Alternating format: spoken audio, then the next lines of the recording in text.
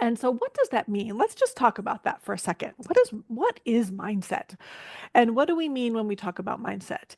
And I just want to say that there's lots of different ways to approach this definition, but for me, when I say we're going to be talking about mindset, what that means is we're going to be talking about how your thoughts and your stories and your narrative and your beliefs are affecting how they affect your emotions, how they drive your actions, and how they actually create the outcomes that you're seeing in your own experience, right? They are your thoughts. And what I mean by your thoughts is I'm going to break it down even further and I'm going to say your thoughts are sentences. A thought is a sentence in your mind. And you have lots of sentences running through your mind all day, every day, just like I do, right? I have once heard a statistic years ago that it was written in Psychology Today that the average person has 60,000 thoughts a day.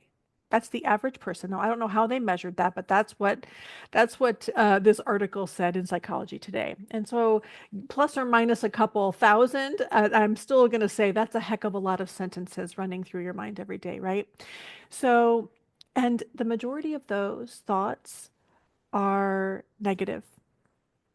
The majority of those thoughts are negative, and the majority of those negative thoughts are repetitive, meaning they're the same thoughts you thought yesterday and the day before that and the day before that. So, we're going to look at as we do mindset work here at MRW, what we do is we want to become aware, we want to become conscious of some of those thoughts that are on repeat, that are playing on repeat in our mind, and how that's affecting the way we show up and the way we move and the way we move through this world and the way that the experiences that we have. Now, of course, we're not going to be able to be conscious of 60,000 thoughts, right? Um, a lot of them are subconscious. A lot of them are just kind of running in the background on default. But the more we can become aware through the work that you're doing here, through just noticing, um, stopping, pausing, asking yourself questions like, what am I thinking right now?